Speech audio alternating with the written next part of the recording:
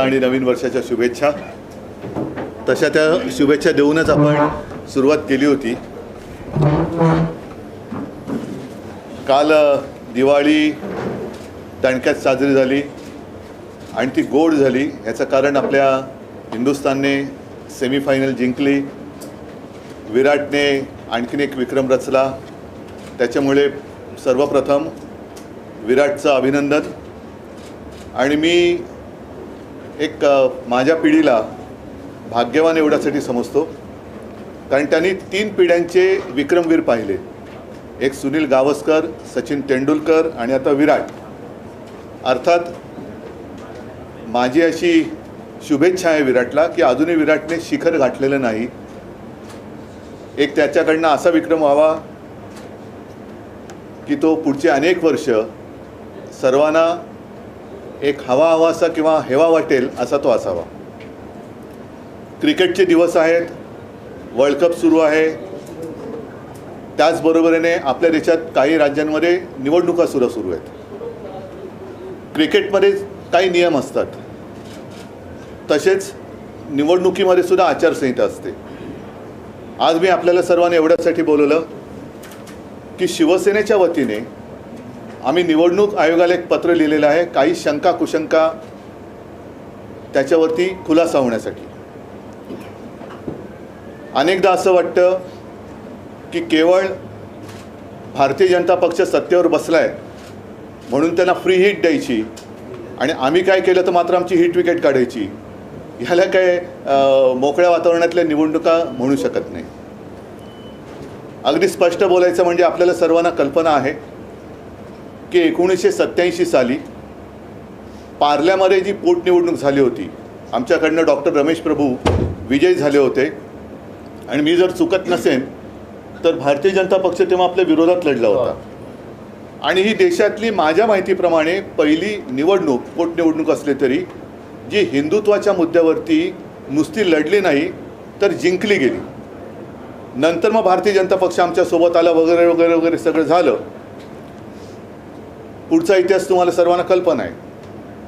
त्याची आठवण एवढ्यासाठी मी करून दिली की त्या निवडणुकीपासून अगदी 95 साली आमचं सरकार आलं तोपर्यंत आमचे 5 ते 6 आमदार, त्याच्यामध्ये सुभाष देसाई, सूर्यकांत महाडिक, रमाकांत मयेकर, बापू खेडेकर, रमेश प्रभू हे तर बाद ठरवले गेलेच।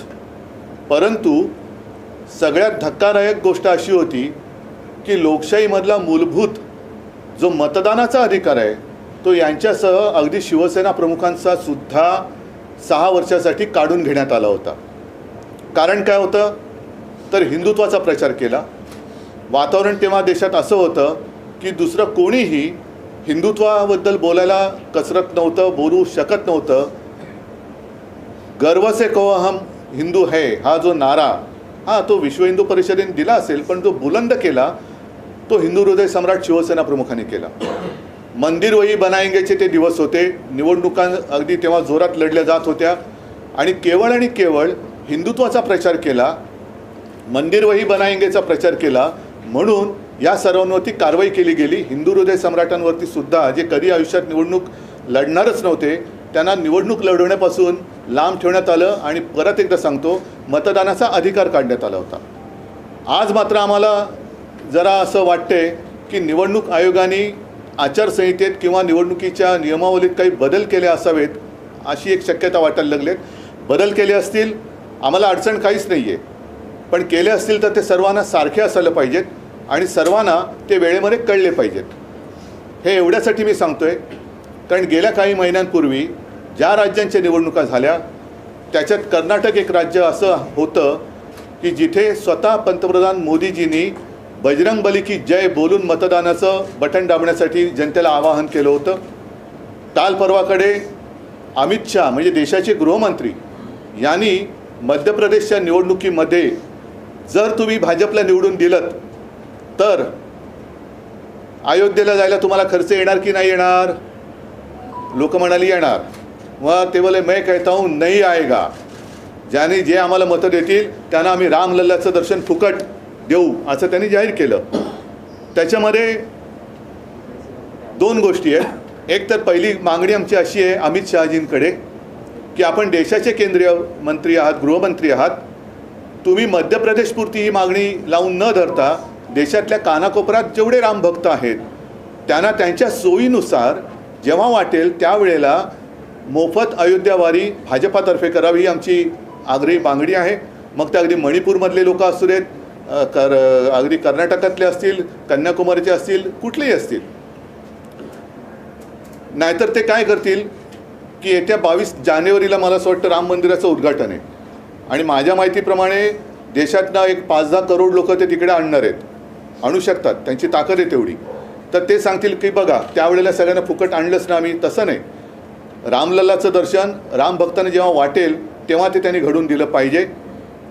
आणि ज्या अर्थी आमचे माननीय पंतप्रधान मतदान करताना बजरंगबली की जय बोलून मतदान ते वोटिंग मशीनचं बटन दाबा सांगतायत, तर मग हा नियम आता निवडणूक आयोगाने शिथिल केला असेल तर आम्ही देखील येत्या निवडणुकीत मी माझ्या जनतेला आवाहन करतो की जय भवानी जय शिवाजी म्हणून मतदान करा, हर हर महादेव म्हणून मतदान करा, जय श्रीराम म्हणून मतदान करा आणि राज्यकर्त्यांना सुबुद्धी मिळो म्हणून गणपती बाप्पा जय, गणपती बाप्पा मोरया म्हणून सुद्धा तुम्ही मतदान करा. तर याबाबत निवडणूक आयोगाने खुलासा करण्याची गरज आहे की हे बंधन जे पूर्वी होतं ज्याच्यावरनं हिंदू हृदय सम्राटांचा मतदानाचा अधिकार काढण्यात आला होता, मग तो योग्य होता, ती शिक्षा किंवा तुम्ही जे काही निर्णय घेतला तो योग्य होता की आत्ता हे जे पंतप्रधान आणि गृहमंत्री करतात ते योग्य आहे, हे त्यांनी सांगणं मला असं वाटतं देशाच्या जनतेला आणि आम्हालासुद्धा उत्सुकता आहे की आचारसंहितेत जर काय त्यांनी बदल केला असेल तर तो केव्हा केला, कधी केला आणि तो केवळ भाजपलाच सांगितला आणि आम्हाला सांगितला का नाही, ही सुद्धा आमची एक मला असं वाटतं रास्त मागणी आहे. तर त्याच्याबद्दल आम्ही एक पत्र निवडणूक आयोगाला आज सकाळी पाठवलेलं आहे. आपल्याकडे सुद्धा ते पत्र सर्वसामान्य मतदारांसाठी आणि देशातल्या जनतेला माहिती व्हावं की अरे माझा अधिकार हा काय आहे, मी या असं करू शकतो की नाही करू शकत. कारण पूर्वी या सगळ्या गोष्टी फार स्वतःहून निवडणूक आयोग दखल घेत होती. आत्तासुद्धा मला असं कळलं की राहुल गांधी, प्रियांका गांधींना निवडणूक आयोगाने स्वतःहून नोटिसा पाठवलेल्या आहेत. केजरीवाल त्यांनासुद्धा त्यांनी नोटीस पाठवलेली आहे. म्हणजे निवडणूक आयोग जागरूक आहे. मी निवडणूक आयोगाला काही टीका करण्यासाठी बोलवलेलं नाही, बोलत नाही आहे किंवा जे मोदी किंवा अमित शहाजींनी केले ते सुद्धा काही चुकीचं आहे असं माझं म्हणणं नाही आहे. पण जर केलं असाल तर आम्ही जे केलं होतं ते योग्य का अयोग्य होतं ते कळू द्या. आणि जर आता त्याच्यात ढिलाई आणली असेल तर आम्ही सुद्धा हा प्रचार करू शकतो की नाही हे त्यांनी आम्हाला सांगावं. हा आजचा एक मूळ मुद्दा आहे. त्या अनुषंगाने आपल्याला काही विचारायचं असेल तर विचारा. पण मला अपेक्षा आहे की निवडणूक प्रचार संपायच्या आत निवडणूक आयोगाने, केंद्रीय निवडणूक आयोगाने देशातील सर्व राजकीय पक्षांना आणि मतदारांना या निर्णयाबाबत सरकारी भाषेत अवगत करावे.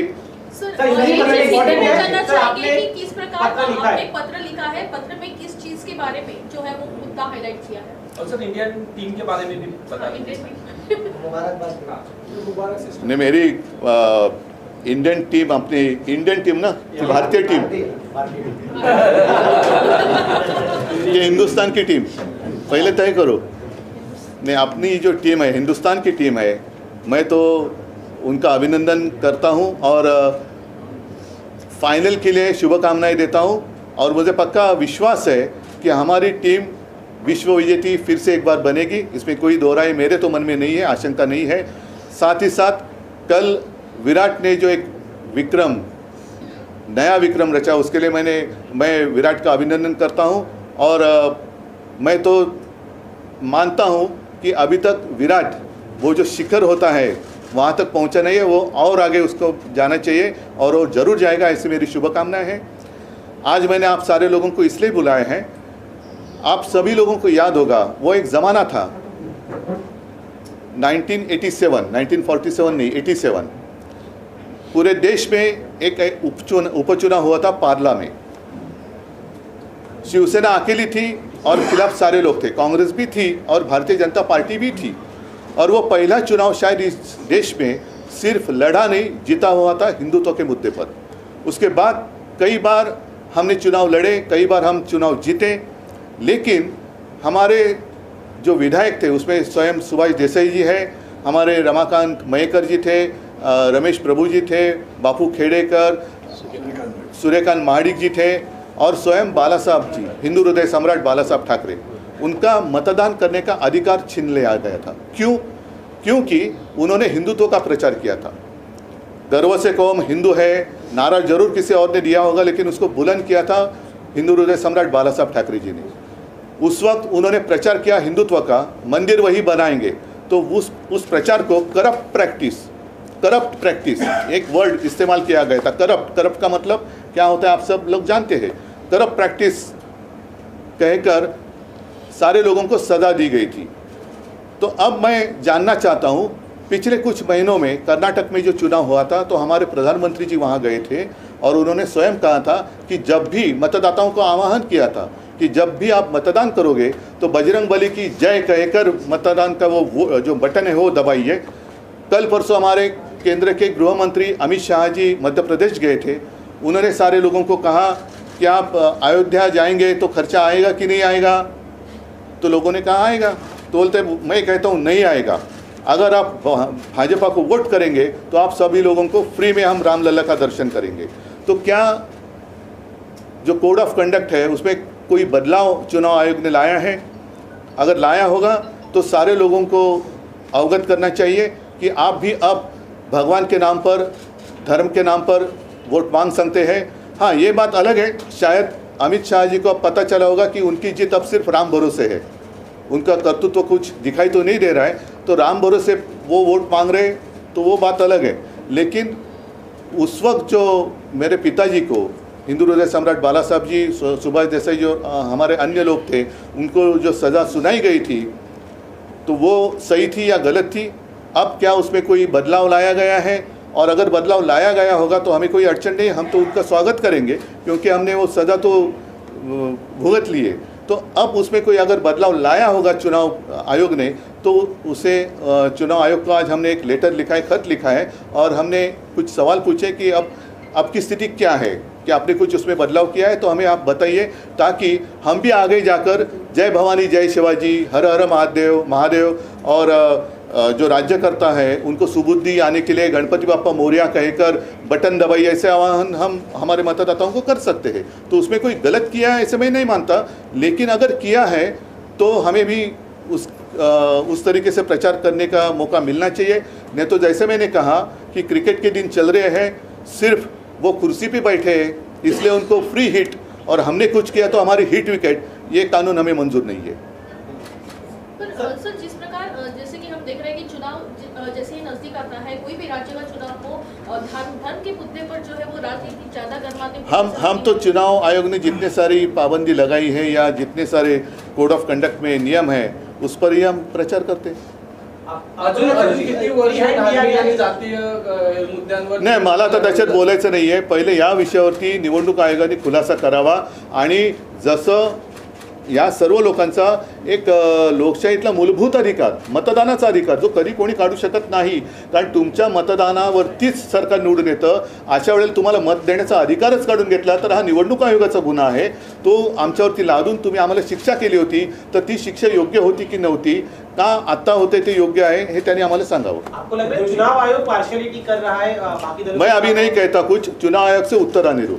सर, जैसे की प्रश्न आहे की अमित शहा यांनी आचारसंहितेचा भंग केला आहे असं तुमचं म्हणणं आहे? तो केला आहे की नाही हे मला निवडणूक आयोगाने सांगायला हवं। मी असं काहीच म्हणत नाही, कारण मी निवडणूक आयोग नाही आहे। निवडणूक आयोगाने जर काही कायद्यात बदल केला असेल आणि जर का मला तो माहिती नसेल तर ते मी असं बोलणं योग्य नाही। त्याच्यामुळे निवडणूक आयोगाने जर पंतप्रधान आणि केंद्रीय गृहमंत्री असं बोलत असतील तर माझा असा समज आहे की निवडणूक आयोगाने त्याच्यात बदल केला असावा, पण तो असेल तर तो सर्व पक्षांना सांगण्यात आला पाहिजे। विपक्ष के नेताओं को नोटिस इशू किए जाते हैं चुनाव आयोग द्वारा, लेकिन सत्ता पक्ष के साथ ऐसा अब तक देखा नहीं। आपको लग रहा है कि ये दोहरा नहीं, मैं इसलिए आज कोई उनकी निंदा नहीं करता, वो तो मराठीत म्हणतात ना जागरूक है।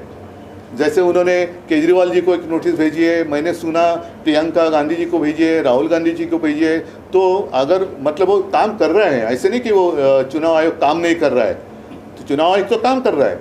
तो अभी इतने जागरूक चुनाव आयोग है तो उनको ये भी कहना चाहिए कि ये अनदेखी है कि ये सही है। मुफ्त ट्रेन का लालच दिया जा रहा है वोटर्स को, आपको लग रहा है कि मुफ्त में दर्शन कराएंगे? नहीं, अभी उनका कारोबार सिर्फ राम भरोसे चल रहा है। उनका भरोसा सिर्फ प्रभु राम पर है, दूसरा कुछ नहीं है। वो बात अलग है, वो राजनीति में यहाँ नहीं लाना चाहता। सिर्फ और सिर्फ आज मैं इतना ही चाहता हूँ, इतना ही सीमित रखना चाहता हूँ कि चुनाव आयोग ने हम सारे लोगों को अवगत करना चाहिए कि ये जो हो रहा है या इसे ठीक है, इसको हमने इजाज़त दी है तो हम भी करेंगे। जैसे मैंने कहा, हम भी आह्वान करेंगे, जय भवानी जय शिवाजी करा, हर हर महादेव म्हणा, गणपती बाप्पा मोरया म्हणा प्रत्येकाने।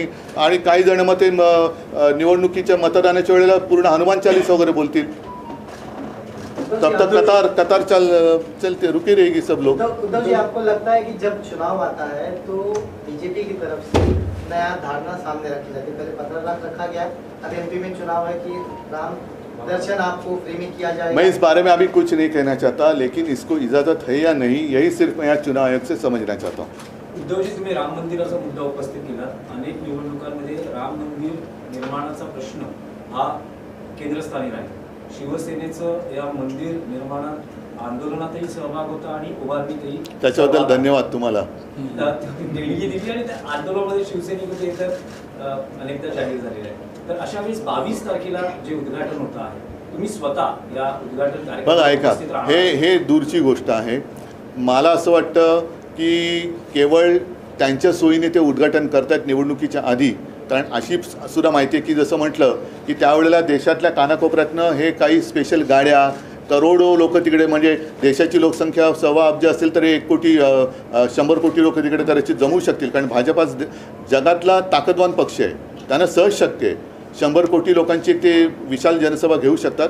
त्या गर्दीत मी काय जाणार?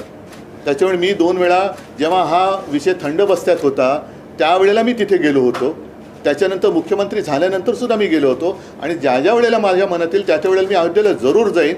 मात्र आज पुन्हा एकदा सांगतो की अमित शहाजी जे म्हणालेले ते केवळ निवडणुकीपुरतं मर्यादित न राहता या देशातल्या ज्याला कोणाला ज्या वेळेला वाटेल तेव्हा त्याची मोफत अयोध्यावारी भाजपने करावी। ठीक आहे, अद्वै हिरेंच्या सोबत पूर्ण पक्ष आहे, त्यांच्या पाठी आम्ही आहोत। आणि हा एक वेगळा विषय आहे, कारण हिरेंवरती कारवाई होते, पण ज्यांच्यावरती आम्ही आरोप केले त्यांच्यावरती कारवाई काय, त्यांच्यावरती त्याची चौकशी पण होत नाही। तर या सगळ्यांचे हिशोब हे सरकार आमचं आल्यानंतर आम्ही करणार। म्हणजे जसं ECI बद्दल तुम्ही दुहेरी मापदंडाचा मुद्दा नाही, आता विषयांतर होऊ नये, विषयांतर करत नाही मी, एवढंच सांगतो अद्वै हिरेंच्या सोबत संपूर्ण शिवसेना आहे, ती राहील। आणि सरकार बदलल्यानंतर आम्ही ज्यांच्यावरती आरोप केले त्यांची सुद्धा चौकशी आम्ही केल्याशिवाय राहणार नाही। सगळ्यांना धन्यवाद। जय हिंद। भारतीय क्रिकेट संघाला शुभेच्छा दिल्या आहेत, पण फायनलला अहमदाबाद स्टेडियमवर जाऊन मॅच बघण्याचा काही कार्यक्रम आहे? चला, धन्यवाद। जय महाराज।